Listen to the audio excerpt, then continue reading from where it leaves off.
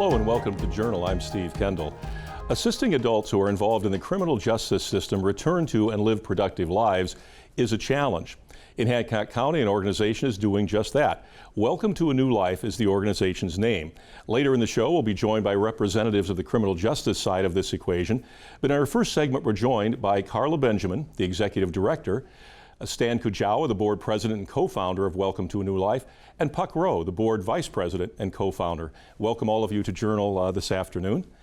If you would, Carla, could you tell us a little bit about the mission of Welcome to a New Life? Absolutely. Thank you so much for having us be a part of this show. Our program is offering a road to hope. Our mission is to provide mentorship and resources for those adults who are involved in the criminal justice system, providing them just those resources so that they can live a crime-free, drug-free, productive life within our community. Yeah.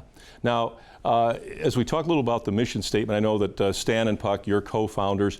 Stan, could you talk about maybe the development, the reasons why this organization came to be, and there's a little more of the background about the organization itself, how it evolved? Yes, I was personally involved with the jail system going back 20-some years. When I had an opportunity, my barber, who happened to be the chaplain of the jail, gave me the opportunity of coming into the jail and spending time with him at that time. And also, I had, in my business, had a huge outdoor grill. So we came in once or twice a year and actually cooked hot dogs, hamburgers, and gave the opportunity for the inmates to enjoy a nice meal, not saying nothing about the jail meal being bad, but it was an upgrade. But you know, that was the starting point in my career when it came to that, because it was something that Sheriff Heldman gave us the opportunity to do, and then we eventually brought in some other members of our community to speak to the inmates as well. How it really started for Puck and myself, my good friend here, is that I sort of took a semi-retirement to go down to Florida in 2009, and I came back to Findlay after my wife's passing, and I had an opportunity through my church to possibly go back to the jail as one of their entities that they wanted to help in our community. This gave us an opportunity to do the same thing, do the same lunches, the same hot dogs, hamburgers, things that we did in the past. But that was the turning point as far as I was concerned. On that particular day, had an individual walk out of the jail. I saw his bag of clothes, and I saw the opportunity, and I started asking questions. And the questions were pretty simple. I asked him if he's leaving, did he have a place to go? He told me he was homeless. He had nowhere to go. He had no education to speak of. And so then he left, and I looked down the street, and I saw a man leaving, and I don't know why I didn't take him to a hotel or somewhere for the evening and maybe go have him take him to a restaurant.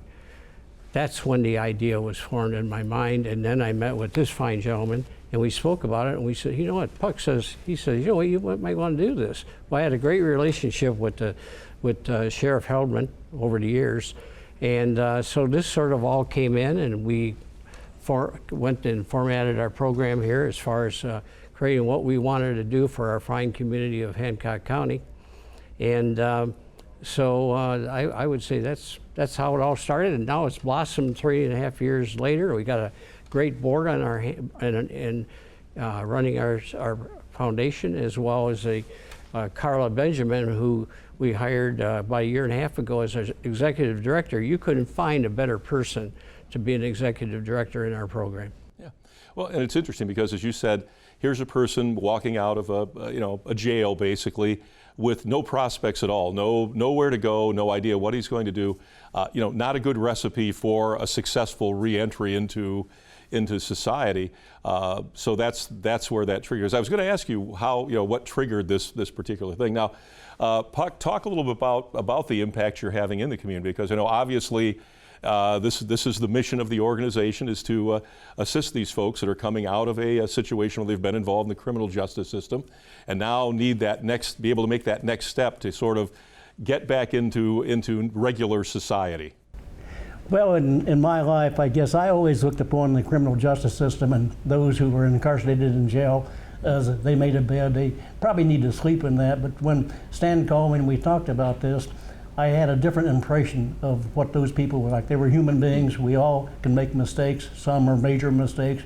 Addiction is a major mistake. But I did tell Stan that one thing we had to do is make sure this entire community would be behind this. So we took off for about a year to take our time to develop this, and we talked to well over 200 individuals one-on-one, and we got their 100% approval in this community of Findlay, Ohio and Hancock County. They wanted a program like this to see if we could save lives. And the reward has been unbelievable, and we got a psychologist as one of our members on our board, and he explained to us that every human being has to have hope. And when you run into people in the criminal justice system incarcerated, some may have a little hope, but not very much. And the key to our program has been some outstanding mentors.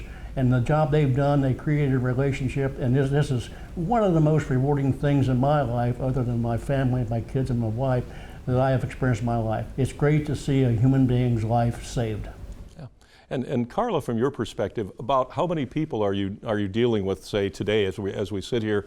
How many people are you working within Welcome to a New Life? Well, we are working right now with 30 individuals who are really wanting to change their life, have gotten to a point in their life where enough is enough and they really want that change. And this is what's so exciting about this, is that they are at a point where they are searching for the help. And we have, as Puck mentioned, wonderful mentors who are coming alongside of them and just giving them that support, that relationship. And it's wonderful that it's not only for themselves, but also for their families. We are seeing that the breaking of the cycle, giving people an opportunity to make that change. And it's very impactful to see the families reunited, those individuals that are wanting to go back for an education that didn't have one before. We recently had an individual have that didn't have his GED, he got his GED. We have one currently that is utilizing Findlay Digital Academy to get his high school diploma at close to 40 years old. So we are seeing people that are really changing and really switching that script for themselves and for their family. Right now we have also 30 mentors, and so we still need mentors because this is something that's going to be ongoing, and we know that. But if we could help one, save the one, right? And that's what we keep on doing, is trying to help and save the one. Great. Very good, and appreciate the information here. Thank you, Stan and Puck and Carla. We'll be back in just a moment. Stay with us here on Journal. We're going to talk to some of the folks who are on the criminal justice side of this package, and of course, their insight and their input into how this program works and the benefits of it. So back in just a moment here on the Journal. Thank you for staying with us here on Journal. We're talking about Welcome to a New Life. This is a program in Hancock County that helps people coming out of jail have a leg up, a new start when they enter back into the regular society. In our first segment, we talked with some of the folks from that organization. In this segment, we've got several people who are on the criminal justice side of this, because obviously this is a big part of that. We're joined by Michael Heldman, the Hancock County Sheriff, Robert Ring, the Chief of Police in the city of Findlay, and also Kimberly Schweitzer, who's the Director of Court Services and is also the Chief Probation Officer for Adult Probation in Hancock County. It's a nice long title and much appreciated by us. So we can get started. I know that one of the things that we talk about, obviously, when it comes to the criminal justice system, space in jails, always an issue. Sheriff Heldman, could you talk about maybe how this program is working to help you with that situation? And obviously, cutting into recidivism means fewer people coming back to your jail. So talk a little bit about how Welcome to a New Life is helping you with that. Well, one of the struggles we've had in Hancock County has been, even since I've been sheriff for the last 25 years, and prior to that, was our jail was built in 1989 to hold 98 people. And we have been struggling over these years with that being at capacity. And one of the things that Stan Kajawa has worked with us on and talked about, along with Jim Woodward, one of our chaplains, over the years, is our overcrowding issues. And when Stan came to us and said, Welcome to a New Life is a program we want to initiate, immediately I listened to it and I thought about some of these things and the ideas. And I thought it was a tremendous idea to be able to bring some of these people that don't belong incarcerated all the time. And to me, having the right people meet them at the back door when they are released and take them into their own and lead them to the bank, get them a job, to work with them, it was an excellent idea. And we are struggling with other people now that the state of Ohio has changed the sentencing, where 4th and 5th degree felonies spend more time in our county jails. This is an excellent program to relieve some of that pressure. It used to be that misdemeanors made up 60% of our housing, where now it's the other way around. Felons are taking up 60%, and there's less misdemeanors in our jails. So I applaud them for doing what they have done to bring this program forward, because it has relieved some tension. Mm-hmm. Well, and I know that, and I think we referenced it a little bit in the first segment, that people believe, okay, you committed a crime, you should be in jail if that's what the sentence is. But the reality is, as you said, in some cases there's a little flexibility there, so that maybe you don't want to have everybody incarcerated, because quite obviously you don't have the space to incarcerate every single person. But the population, the public itself, I mean, are they okay with this kind of a program that it helps people coming out of jail, or is there, well, you know, they did the crime, tough luck for them? Is there do you get any blowback that way at all? There's always a certain amount of, certain people still feel lock them up, throw away the key, of course. But there are times when we need to look at people that are not there for a long period of time, or the type of crime they've had, nonviolent crime. And if you look at what the public reaction to Welcome to a New Life, as far as the funding mechanism we've put in place, they have been coming forward and donating tremendously to our program. Yeah. Now, Chief Ring, you're the city of Findlay, obviously, a good-sized metropolitan jurisdiction. Talk about the effect on your side of this equation, your part of this, from the city's perspective, from law enforcement. Well, excuse me, a lot of the people that are in the jail are taken there through our department. So what we'd like to see, obviously, is when someone makes that mistake and they have to pay the price for it. But what we want to see is that they learn from it and it doesn't happen again. Right. You were talking about how does the public feel about it. This kind of a program helps the public by helping those folks that are coming out of the jail lead productive lives. It costs taxpayers money every time someone has to spend time in jail. Every time whether it's a long sentence or a short sentence, you're always paying those fees to incarcerate someone. This type of a program allows them to get out, to get into the workforce, to help pay on their fines, to cut down on the costs of operating the jail and the costs of incarcerating people. It's just one of those deals where everyone wins around, as long as we pick the right people to partake in the program. And there's no sense of danger to the community or anything along those lines. It's people just trying to live a productive life and to get their life turned around. Yeah. So yeah, the idea being that everybody wins in this scenario. Now, Kimberly, you're adult probation, director of court services, chief adult probation officer in that department. These are a lot of you're acquainted with a lot of the people that are going to be involved in this program. So, talk about it from that perspective, from the probation side of this. Yes, I work for the Hancock County Common Pleas Court for Judge Starn and Judge Routson, and they sentence various felony offenders to our programs. And of course, probation departments have notoriously been trying so hard to create these reentry initiatives, programs to re-enter them from prison, from jail, but our caseloads are 50 to 100, sometimes up to 200 people. Wow. And we can connect them with those services, but it's pretty cumbersome to do so. We also knew that we apply a lot of evidence-based practices to our program. We're very scientific in how we dedicate our time and our services to our felony offenders. So we want to make sure we're doing the right thing as science, now that we've got some science in our field, says works and helps reintroduce people successfully. One of the missing pieces in that spoke in that wheel was always this mentoring component. You know, mentors can take them to church or other spiritual initiatives that are important to them. You know, the separation of church and state doesn't allow our staff to do that. Mentors can meet with them at night if they need to. Our staff with 50 to 100 to 200 people are definitely working out of the box, but that's a lot to ask of staff that are, you know, indebted to working with us that way. We've won 6 awards in the community corrections field over the last 25 years for excellence in the field. So out of a lot of programs in Ohio, so we're really proud of that, but we've always welcomed programs like this. When I first met the gentlemen, Puck and Stan, coming and with this idea, I literally said verbatim, I've been waiting for this from our community for 30 years. We knew that this was the missing link to help finalize connection into the community, acceptance by the community. We can do a lot of that work, but unless people are willing to employ them, willing to take that extra step with them, show them some of the core values and beliefs, those skill sets that maybe we've all been taught, that they have yet to learn.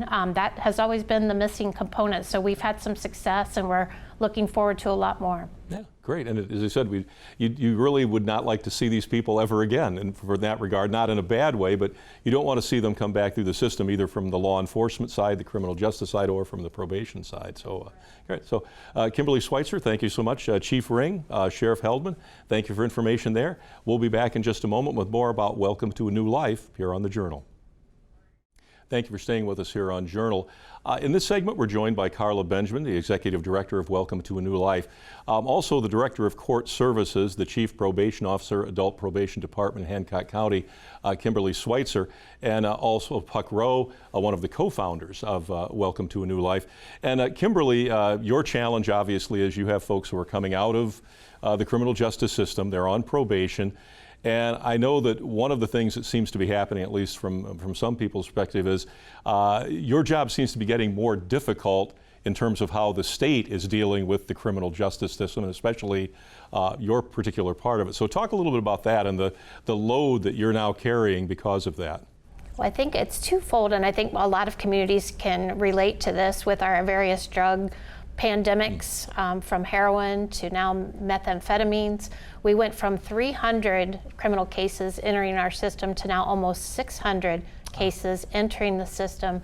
And then on the back end of that, the state legislature, every time they meet, they come up with other initiatives that felons must stay home. The courts do not have the option to send them for prison sanctions, as I think a lot of the public still believes happens. So that means that our law enforcement are doing the hard work on the streets and see them back on the street the next day on probation.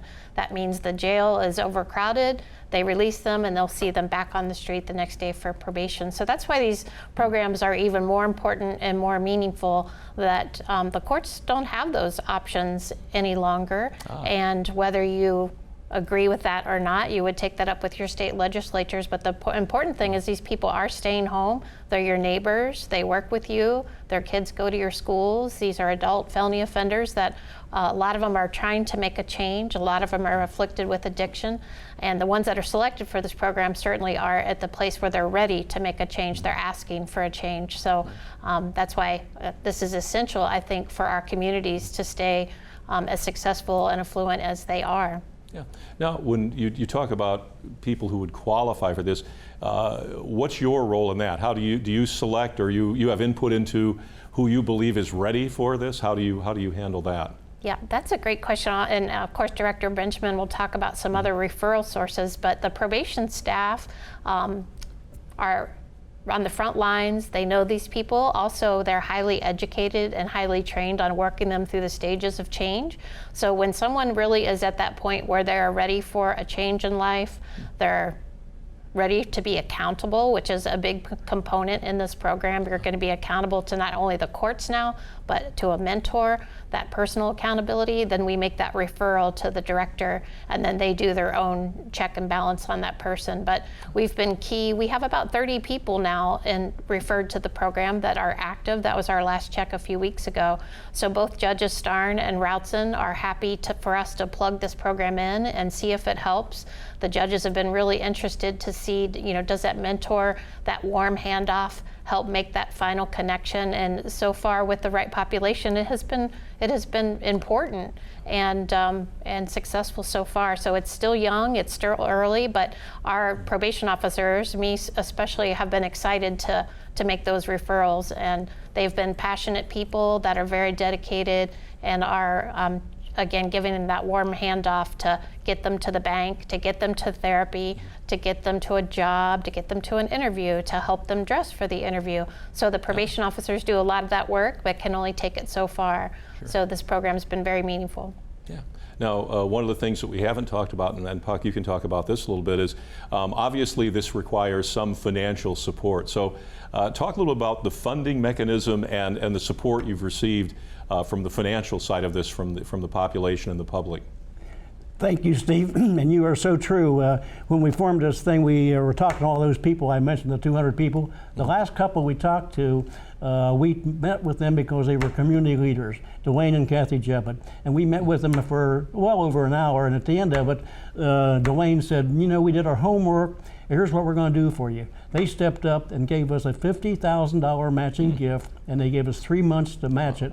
Our budget was about $125,000. We were able to match that in Findlay and Hancock County, and we got $100,000.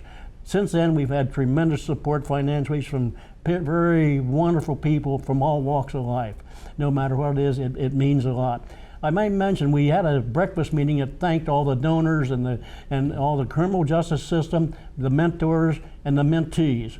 And at that program, we had an Ohio Supreme Court Judge, Sharon Kennedy, speak, and they were amazed, and she was amazed with this program and what it's going to do in this community, and very impressed. So yes, we're thankful for those who are helping us, because to keep this program going, and we expect it to go, it takes funding, but we're going to get it. Good. Yeah, sounds, and yeah, well on the way to keeping that going. Carla, one thing we haven't talked about, could you maybe touch on a success story, you know, someone who has participated in this and it has made a change in their life? Absolutely. We've had several, and none of this is possible without wonderful support.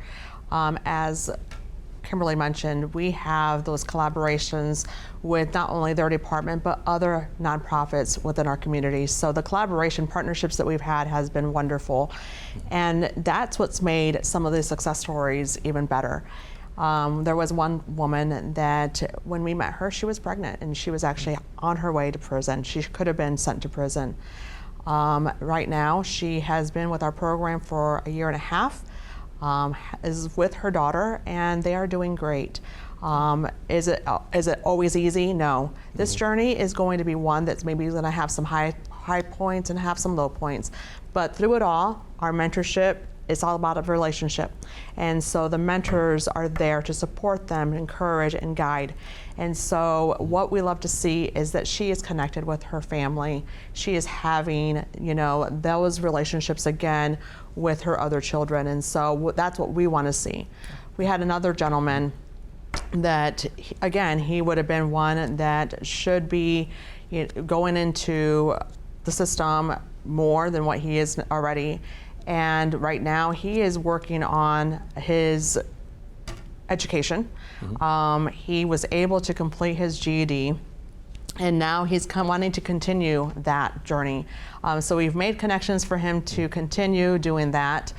He is working, and he has been drug-free. And so that is really the impact that we want to make, is that this program is not only for men, but it's also for women. And what we're seeing is that there's countless stories of people's lives that are changing. Yeah. What I love also is the fact that when we have Chief Ring, Sheriff Heldman, and other board members that are part of this, this is showing that the community is behind these people that want to make this change in their life.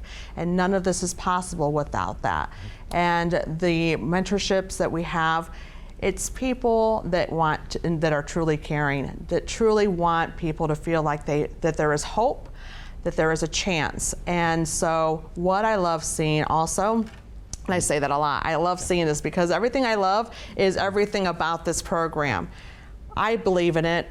I'm a result of someone that was given a second chance, so I know it works. Mentorship works, it's powerful, and it could last for generations to come. Yeah, So now- this is what I love the most. Yeah. Now, we've only got just a few seconds. Real briefly, if someone wants to get involved in Welcome to a New Life from the perspectives that we've talked about, what's the simplest way to do it?